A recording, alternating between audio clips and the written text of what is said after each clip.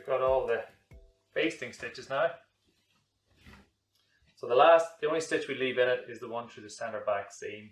There's also a little bit of hand sewing to do on the lining, which is also basted, which we're going to leave for now because we still have to put in our buttonholes.